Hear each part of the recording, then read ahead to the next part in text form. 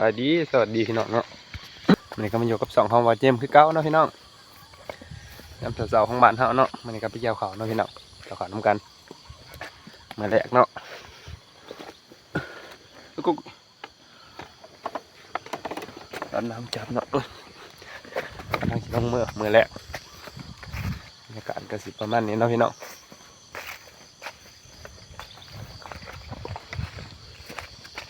คือสีแดดแน่โยมมันนี่กันเนาะพี่น้องเกี่ยวข้าวน้ำกันแรกเนาะมือ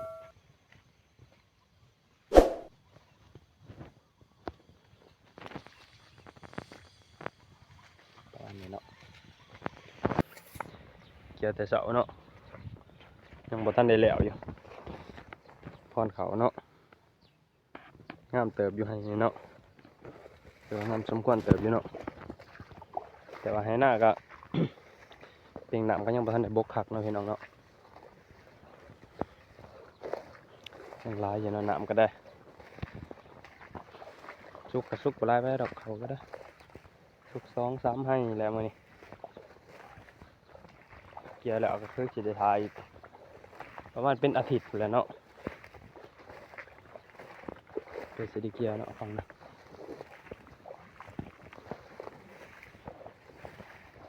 ก่อนเขานี่คือว่า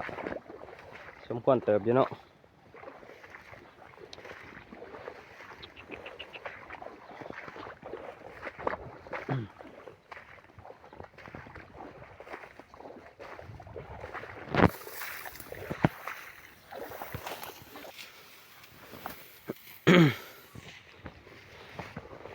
เริ่มแดดแล้วเนาะพี่น้องเนาะแดดมาแต่เช้าสมควรเนาะมันนี่ก็ได้อยู่เนาะคือสิโดนเติบพอสิได้เกี่ยวเนาะพี่น้องเนาะ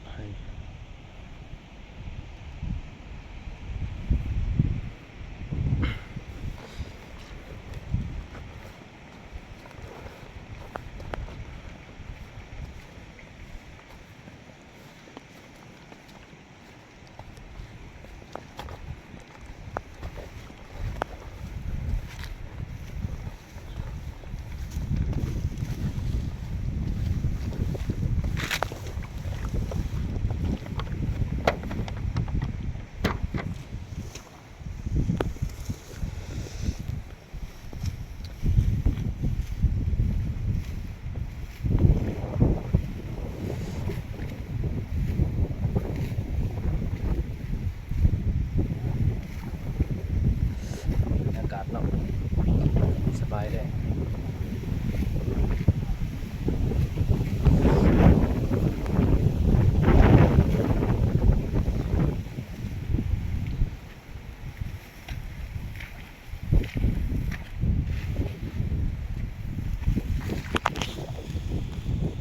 แดดคักเนาะพี่น้องเนาะมื้อนี้กันเนาะ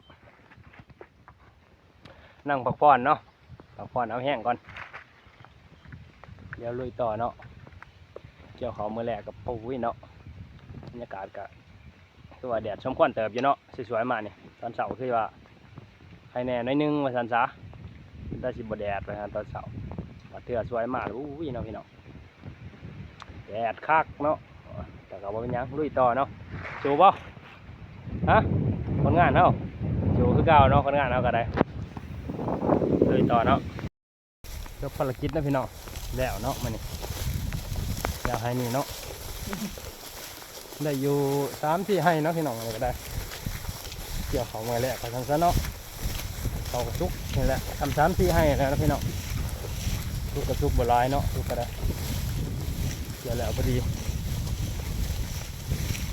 ฝนสิบมาคือสิบมาเนาะฝนกันเนาะอะไรก็ได้ตาเบิ่งเดี๋ยวเติบอยู่ไปเจอตรงไหนมานั่งโยมคุณบอกเจอตรงไหนมานั่งโยมพี่นะ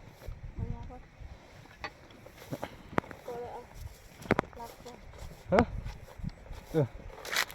เราไปก่อนเอาลัก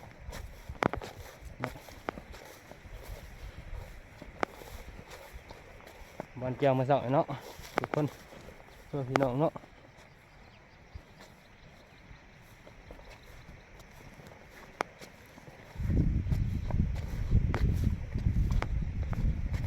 อนเขาให้นี่เนาะคือผู้สมควรเติบอยู่เนาะ